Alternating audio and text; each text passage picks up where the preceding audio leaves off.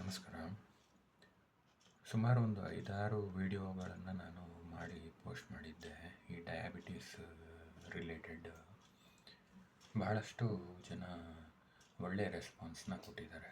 ಏನು ತಿಳ್ಕೊಬೇಕಂದ್ರೆ ಇವತ್ತಿನ ದಿನ ಮೇಜರ್ ಪ್ರಾಬ್ಲಮ್ ಅಥವಾ ಹೆಲ್ತ್ ಮತ್ತು ಲೈಫ್ ಸ್ಟೈಲ್ ರಿಲೇಟೆಡ್ ಇಶ್ಯೂಸ್ನಲ್ಲಿ ಮೇಜರಾಗಿ ಬರ್ತಾ ಇರೋದು ಡಯಾಬಿಟೀಸ್, BP ಕಾಮನ್ ಆಗಿ ಆಗಿಬಿಟ್ಟಿದೆ. ಮತ್ತು ಲೇಡೀಸಲ್ಲಿ ಬಂದ್ಬಿಟ್ಟು ಹೇಳಿ ಕೇಳಿ PCOD, PCOS ಸಮಸ್ಯೆಗಳು ಬರ್ತಾಯಿದೆ. ಥೈರಾಯ್ಡ್ ಅದು ಬರ್ತಾಯಿದೆ. ಈಗ ಡಯಾಬಿಟೀಸ್ ಮತ್ತು BP ಬಂದ್ಬಿಟ್ಟು ಎರಡೂ ಈಗ ಏನು ಅಂದರೆ ಲೈಫ್ ಸ್ಟೈಲ್ ರಿಲೇಟೆಡ್ ಇಶ್ಯೂಸ್.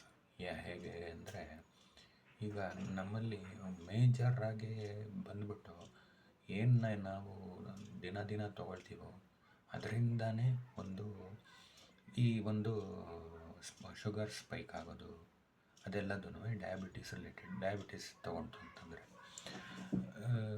ಇದರಲ್ಲಿ ಹೇಗೆ ನಾವು ಸಿಂಪಲಾಗಿ ಮಾಡ್ಕೊಳ್ಬೇಕು ಅಂದರೆ ನಮ್ಮಲ್ಲಿ ನಾವು ತಗೊಳ್ಳೋ ಫುಡ್ನಲ್ಲಿ ಮೇಜರಾಗಿ ಬಂದ್ಬಿಟ್ಟು ಅಕ್ಕಿ ಅಂಶ, ಅದರಿಂದ ನಮಗೆ ಜಾಸ್ತಿ ಇವಾಗ ಶುಗರ್ ಸ್ಪೈಕ್ಸು ಶುಗರ್ ರೈಸ್ ಆಗೋದು ಆಗ್ತಾಯಿದೆ. ಮೇಜರ್ ಪ್ರಾಬ್ಲಮ್ನ ನಾವು ಒಂದು ಸ್ವಲ್ಪ ಸಾಲ್ವ್ ಮಾಡಿಬಿಟ್ರೆ ಆಮೇಲೆ ಚಿಕ್ಕ ಪುಟ್ಟದನ್ನು ನಾವು ದಿನ ಅಳವಡಿಸ್ಕೊಳ್ತಾ ಹೋಗೋದು. ಏನು ಅಂತಂದರೆ ನಾವು ಟೀ ಕಾಫಿ ತೊಗೊಳೋದ್ರ ಬದಲಾಗಿ ಬೇರೆ ಏನು ತೊಗೊಂಡ್ರೆ ಒಂದು ಸ್ವಲ್ಪ ಶುಗರ್ ಕಡಿಮೆ ಆಗುತ್ತೆ. ಎಕ್ಸಾಂಪಲ್ ಹೇಳಿದ್ದು ಏನಂತಂದರೆ ಇವಾಗ ಸಿನಮಿನ್, ಯಾರಿಗೂ ಗೊತ್ತಿಲ್ಲ ಸಿನಮಿನ್ ಏನೊಂದು ಚಕ್ಕೆ ಇದೆಯಲ್ಲ ಅದರದ್ದು ಪೌಡರ್, ಅದರದ್ದು ಪುಡಿ ಮಾಡಿಕೊಂಡು ನಮ್ಮ ಯಾವ್ದಾದ್ರು ಒಂದು ಸಲಾಡ್ ಮೇಲೆ ಅಥವಾ ಒಂದು ಫ್ರೂಟ್ಸ್ ಜೊತೆಗೆ ಮೇಲೆ, ಇವಾಗ ಪಪಾಯ ತಿನ್ನೋಂಗಿಲ್ಲ ಆದರೆ ಕಾಯಿಗಳನ್ನು ತಿನ್ಬೋದು. ಇನ್ನು ಹಣ್ಣು ಥರ ಇರುತ್ತಲ್ಲ ಅದನ್ನು ತಿನ್ಬೋದು. ಆ್ಯಕ್ಚುಲಿ ಈ ಬಾಳೆಹಣ್ಣು ಫುಲ್ ರೈಪ್ ಆಗಿರೋದನ್ನು ತಿನ್ನಬಾರ್ದು. ಸ್ವಲ್ಪ ಹಣ್ಣು ಇನ್ನೇನು ಹಣ್ಣು ಆಗ್ತಾಯಿದೆ ಅನ್ಬೇಕಾದ್ರೆ ಒಂದು 75% ಆಗಿದೆ ಅನ್ನೋದಕ್ಕೆ ಅದೇ ಥರ ಪಪಾಯನೂ ತಿನ್ಬೋದು. ಆಮೇಲೆ ಪ್ರೋಟೀನ್ ಕಂಟೆಂಟ್ ಅಂತ ಬಂದರೆ ಇದು ಚೇಪೆಕಾಯಿನೂ ತಿನ್ಬೋದು. ಇದರಲ್ಲಿ ಸಿನಮಿನ್ ಪೌಡ್ರ್ ಏನಿದೆಯಲ್ಲ ಹಾಕ್ಕೊಂಡು ನಾವು ತೊಗೊಂಡು ಅಂದರೆ ಡ್ರಾಸ್ಟಿಕ್ಕಾಗಿ ಶುಗರ್ ಸ್ಪೈಕ್ ಆಗೋದು ಡೌನ್ ಆಗುತ್ತೆ ಅಂತ ಹೇಳಿ ಭಾಳಷ್ಟು ಕಡೆ ಇದೆಲ್ಲ ತಿಳಿಸಿದೆ. ಬಟ್ ಜನ ಅದನ್ನು ಅಳವಡಿಸ್ಕೊಳ್ಳೋದು ಒಂದೇ ಪ್ರಾಬ್ಲಮ್. ಒಂದು ಸ್ವಲ್ಪ ಮಾಡಿಟ್ಬಿಟ್ಟು ಅಥವಾ ರೆಡಿಮೇಡ್ ಪೌಡ್ರ್ ಇಟ್ಕೊಂಡು ಅದು ನಮ್ಮ ಒಂದು ಡೈನಿಂಗ್ ಟೇಬಲ್ನಲ್ಲಿ ಏನಾರು ಇತ್ತು ಅದನ್ನು ಒಂದು ಸ್ವಲ್ಪ ಯಾವಾಗಾದ್ರು ಒಂದು evening by 4 o'clock sugar spike ಆಗೋ ಟೈಮ್ನಲ್ಲಿ, ಏನಂದರೆ ಒಂದು 2-2:30 ಊಟ ಮಾಡಿರ್ತಾರೆ, ಒಂದು 4 ಗಂಟೆ ಹಾಗೆ ಅದನ್ನು ಅದನ್ನು ಒಂದು ಸ್ಯಾಲೆಡ್ ಮೇಲೆ ಒಂದು ಸ್ಪ್ರೆಡ್ ಮಾಡ್ಕೊಂಡು ಈ ಸಿನಮಿನ್ ಪೌಡ್ರ್ ತಗೊಳ್ಳೋದು. ಮತ್ತು ಆಮೇಲೆ ಶುಗರ್ದು ಇದು ರೈಸ್ ಬಗ್ಗೆ ಮಾತಾಡ್ತಾ ಇದ್ದೆ. ರೈಸ್ನಲ್ಲಿ ಮೇಜರಾಗಿ ಇವತ್ತು ಬಂದುಬಿಟ್ಟಿರೋದು, ಮುಂಚೆಯಿಂದನೂ ಏನಿತ್ತು ಅಂತಂದರೆ ನಮ್ಮಲ್ಲಿ ಪಾಲಿಶ್ ಇಲ್ಲದಿರೋ ರೈಸನ್ನು ಯೂಸ್ ಮಾಡ್ತಾಯಿತ್ತು.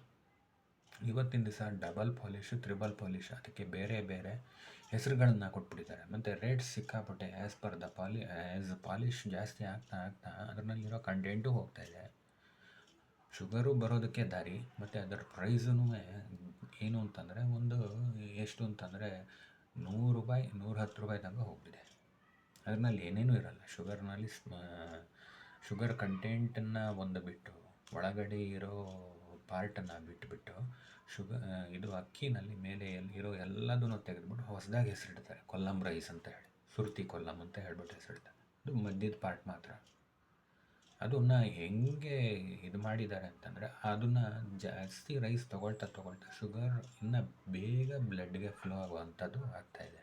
ಅದರ ಬದಲಾಗಿ ಒಂದೇ ಒಂದು ಈ ಕಡೆಯಿಂದ ಅಕ್ಕಿ ತಿನ್ನೋದು, ಆ ಕಡೆಯಿಂದ ನಾವು ಡೋಸೇಜ್ ಆಫ್ ಮೆಡಿಕೇಷನ್ಸ್ ತೊಗೊಳ್ತಾ ಇರೋದು, ಎರಡೂ ಪ್ರಪೋರ್ಷನೇಟಾಗಿ ಹೋಗ್ತಾ ಇರುತ್ತೆ. ಈ ಕಡೆ ತೊಗೊಳ್ಳೋದು, ಆ ಕಡೆ ಮೆಡಿಸಿನ್ ತೊಗೊಳ್ಳೋದು, ಅಥವಾ ಮೆಡಿಸಿನ್ದು ಪ್ರಮಾಣ MG ಏನಿದೆಯಲ್ಲ ಅದು ಜಾಸ್ತಿ ಆಗ್ತಾ ಹೋಗುತ್ತೆ, ಅಥವಾ ಇನ್ಸುಲಿನ್ ಡೋಸೇಜಸ್ಸು ಜಾಸ್ತಿ ಆಗ್ತಾ ಹೋಗುತ್ತೆ. ಇದನ್ನು ರಿವರ್ಸ್ ಮಾಡಬೇಕು ಅಂತಂದರೆ ನಾವು ಬ್ರೌನ್ ರೈಸ್ಗೆ ಹೋಗಬೇಕು ಅಥವಾ ರೆಡ್ ರೈಸ್ಗೆ ಹೋಗ್ಬೋದು. ರೆಡ್ ರೈಸ್ನಲ್ಲೂ ಇವಾಗ ಇದು fibre rich rice, anything is okay. ಸುಮಾರು 100-200 ಥರದ ಅಕ್ಕಿಗಳು ಮುಂಚೆ ಇದ್ದವು. ಆದರೆ ಇವತ್ತಿನ ದಿನ ಉಳಿಸ್ಕೊಂಡಿರೋದು ನಾವು ಒಂದೇ ಒಂದು ಏನು ಅಂತಂದರೆ ವೈಟ್ ರೈಸ್. ಅದ್ರಲ್ಲೂ ಸೂಪರ್ ಪಾಲಿಶ್ಡ್ ನಮಗೆ ಬೇಕಾಗಿರೋಂಥ ರೈಸು ಅಂತ ಹೇಳಿಬಿಟ್ಟು ಇವತ್ತು ಅದೇ ಎಲ್ಲರ ಮನೆಗಳಲ್ಲೂ ಯಾರೂ ಇವಾಗ ಬ್ರೌನ್ ರೈಸ್ ಅಂತಂದರೆ ಅದು ಗಟ್ಟಿ ಇರುತ್ತೆ ಅಂತ ತೊಗೊಳ್ಳೋದಿಲ್ಲ. ಸ್ವಲ್ಪ ನೆನೆಸಿಟ್ಟು ಪ್ರಯತ್ನ ಮಾಡ್ತು ಅಂದರೆ ಒಂದು 4 ದಿವಸದಲ್ಲಿ ಸೆಟ್ ಆಗುತ್ತೆ. ಇದು ಮೇಜರ್. ಅದರಿಂದ ಮೋಸ್ಟ್ ಒಂದು 50% of the blood sugar flow ಈ ಒಂದು ರೈಸ್ ಚೇಂಜ್ ಮಾಡೋದ್ರಿಂದನೇ ಆಗಿಬಿಡುತ್ತೆ. ಬೇರೆ ಅದನ್ನು ನೀವು ಆಮೇಲೆ ಯೋಚನೆ ಮಾಡ್ಬೋದು. ಇದೊಂದು 2-3 ವಾರ, 1 ತಿಂಗಳು, 2 ತಿಂಗಳು, 3 ತಿಂಗಳು ಆದಮೇಲೆ ನಿಮ್ಮ HbA1c ಲೆವೆಲ್ಸ್ನ ನೋಡಿಕೊಂಡ್ರೆ 8 and 9 ಇರೋವಂಥವ್ರು ಆಲ್ಮೋಸ್ಟ್ 7 or 6.5 ಲೆವೆಲ್ಸಿಗೆ ಬಂದಿರ್ತಾರೆ. 5 ಬಂದು ನಾರ್ಮಲ್, 6 or by 7 ಅಂತೂ ಬಂದೇ ಇರ್ತಾರೆ. It's more than enough. ಈಗ ಒಂದು ಸ್ಟೆಪ್ ತೊಗೊಂಡ್ರು, ಆಮೇಲಿಂದ ನಿಧಾನಕ್ಕೆ ಬೇರೆ ಏನು ಚೇಂಜ್ ಮಾಡಿಕೊಂಡ್ರೆ ನಮ್ಮಲ್ಲಿ ಶುಗರ್ ಒಂದು ಕಡಿಮೆ ಆಗುತ್ತೆ ಅನ್ನೋದನ್ನು ಆಮೇಲೆ ಮಾಡ್ಕೊಬೋದು. ಇದು ಒಂದು ಮೇಜರಾಗಿ ಶುಗರ್ ಕಡಿಮೆ ಆಗೋದಕ್ಕೆ ಬಂದ್ಬಿಟ್ಟು ರೈಸನ್ನು ಚೇಂಜ್ ಮಾಡೋದು. ಬೇರೆ ಬೆಳಗ್ಗೆ ಮತ್ತು ರಾತ್ರಿ ಮಿಲೆಟ್ಸು, ದೋಸೆ ಆಗಲಿ, ನೈಟ್ನಲ್ಲಿ ಚಪಾತಿನಲ್ಲಿ ಹೇಗೆ ಫೈಬರ್ ಕಂಟೆಂಟ್ ಜಾಸ್ತಿ, ಅದೆಲ್ಲ ಮಾಡ್ತು ಅಂದರೆ ಡೆಫಿನೆಟಾಗಿ HbA1c levels will come down. ಇದನ್ನು ಫಸ್ಟ್ ಚಿಕ್ಕದಾಗಿ ಅಳವಡಿಸ್ಬೇಕು. ಎಲ್ಲದನ್ನು ಒಂದೇ ಸಿ ಮಾಡಿಬಿಟ್ಟು ಏನಾಯಿತು ಅನ್ನೋ ನೋಡೋದಕ್ಕಿಂತ ಒಂದನ್ನು ಮಾಡಿ ನೋಡೋದು. ಇದನ್ನು ಮಾಡಿದ ಮೇಲೆ ಅಂದ್ರೆ for weeks together level or months together level ಮಾಡಿಬಿಟ್ಟು ನಮ್ಮ ರೀಡಿಂಗ್ಸ್ನ ನಾವು ದಿನ ಮಾನಿಟರ್ ಮಾಡೋ ರೀತಿಲಿ ಇರಬೇಕು. ಅಥವಾ ಒಂದು ಚೆಕ್ ಮಾಡಿಸ್ಕೊಳ್ಬೇಕು. Blood before and after check ಮಾಡಿಸಿದಾಗ ಆಗುತ್ತೆ. ಅದನ್ನು ದಿನ ಮಾಡಿದಾಗ ಡೆಫಿನೆಟಾಗಿ ಇದು ಮಾಡಿಕೊಂಡು ಆಮೇಲೆ ಲೆಟಸ್ ರಿಫ್ಲೆಕ್ಟ್ ಆನ್ ಮೆಡಿಕೇಷನ್. ಅದನ್ನು ಸ್ವಲ್ಪ ಲೋ ಮಾಡೋಕ್ಕಾಗುತ್ತಾ ಡಾಕ್ಟರ್ ಕೇಳಿಬಿಟ್ಟು ಮಾಡ್ಕೊಳ್ಬೋದು. ಇಷ್ಟು ಹೇಳೋದಕ್ಕೆ ಪ್ರಯತ್ನ ಮಾಡಿದ್ದೀನಿ. ನೋಡೋಣ ಹೇಗೆ ವಿಲ್ ಟೇಕ್ ಅಂತ ಹೇಳ್ಬಿಟ್ಟು.